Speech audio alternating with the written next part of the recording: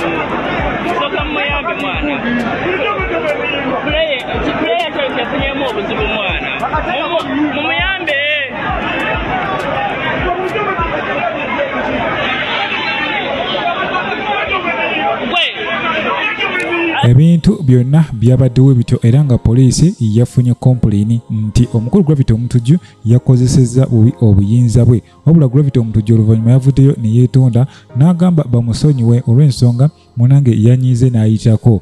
Jjukira guno si gwe mulundi ogusoose okubanga Gravit Omutujju ava mu mbeera era nga tujjukira yalwanaganako ne DJ omulala oluvannyuma lw'okulemererwa okuba ennyimba ze era nga DJ oyo amanyiddwa nga Siza. Wabula paka kati omusajja ono Gravit Omutujju tavunaanibwanga. Wabula ku keesi eno eyafulumye tetumanyi oba ku luno poliisi egenda kubanga ate evaayo ereactinge ku nsonga eno naye nga poliisi iyo yagambye egenda maaso n'okubanga ate munange enoonyereza emanye ddala ekituufu kye ki. Wabula wenneebuliza mukwano gwange eba enoonyereza ki kubanga Gravit kamera zabaddewo nga zimukwata bulungi nnyo nga akwata microphone ng'agikanyugira DJ ono.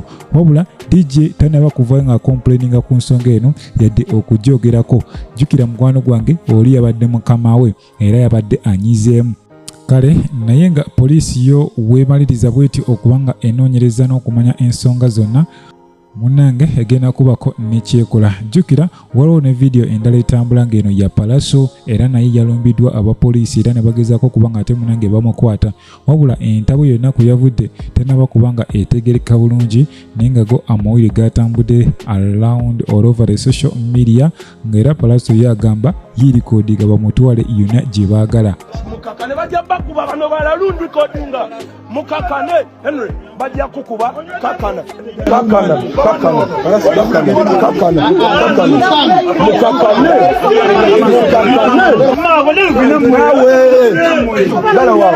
galawa close the gate galawa it's okay, it's okay, relax yourself, relax. Let me tell yourself one thing. We have not come here because we want to come here. There are very many times we have been passing here and we don't come here. But we come here today. But can I ask you something? Can I ask you something? No. Can I ask you something as well? No. You can say whatever you want. Because of no, my brother. We came here my brother. No. That's not why you came here. That's not why you shot bullets here. That's not why you shot bullets. Wabula nga nkujjeyo munange omukyala Sindalira Sanyu baby avuddeyo n'ategeeza omukyala Shiba Kalungi yeetereze agende maaso n'okola practice. Wabula ye ebyokola bato naye osanga si yessaawa. Mbu ono agamba omukyala Shiba Kalungi yeetaaga okukola n'amaanyi olw'ensonga bwekituuka ku kye stage performance ono mwana muto talina kyayinza mugamba. Jjukira ono ye yamutandikawo oba ye yamugunjawo kyetegeeza yamunekyalinga nga yakayingira industry era bwe otunuulidde omukyala Shiba Kalungi ebintu byonna byazzenga akola bye bintu Sindi byatera okubanga ate munange akola okutandikira ddala ne mu nnyambala amazina byonna byakola ku stage omukyala Sindi oyinza okugamba nti oba ye muyimbi gwe yali yeegomba. jjukira bano bataddeyo ekivulu era nga kivulu ekyo kiriyo ku lunaku lwe lumu. Omukyala Cindy yagambye ekkololo gyali ate ne Shiba Kalungi agamba ekkololo gyali, wabula byonna biriyo ku lunaku lwe lumu. Ate Cindy atugamba ye si mwetege kubanga akola bato ne Shiba Kalungi. Kakati awo twebuuza omutuufu yaani era kivulu kyani ekigenda okubaayo. Awo no ogambira nti eno yandibanga diversion nga bagezako kubanga ate munange batambuza festival ey'omukyala Shiba Kalungi. Jjukira Shiba Kalungi yavaayo n'abuukinga ate ye Cindy yavaayo n'atugamba nti ekifo nze nasanga si kibuukinge, nasanga kikalu era nange nenkola ki nenkibuukinga. Kakati awo simanyi lwaki Shiba agamba naye yabuukingawo, naye nga tujjukira bulungi nti waliwo omusajja mukulu gwe bapisse ekikoofiira era nga no ye King Michael, ono naye yatimba ku lunaku lwe lumu. Kati awo tetumanyi oba bagezako kubanga ate munange blackmailinga ekintu akiveemu akite akirekere Shiba Kalungi, naye nga yonna gye binagwera kijja kubanga kiggwa. Olaba nebya palaso nabyo byaggwa, kakati ate bino kyekigaana okubanga nabyo biggwa. Wabula eyo nga nkugyeyo omukyala Grace Khan musanyufu nnyo oluvannyuma lw'omwami we omukulu Prince Omar okuvaayo n'akkiriza okubeera paternity father w'omwana we. Jjukira ono oluvannyuma ebbanga eppanvu nnyo eryayitawo ono yali agenze maaso n'okubanga yeegaana omwana ono ng'agamba omwana si wange. Jjukira Kiriri yavaayo n'amwesimbamu awo n'agamba omwana wange temulabanga nfaanana. Era zo testi zavuddeyo eza DNA nga ziragira ddala omusajja mukulu ono ye taata w'omwana.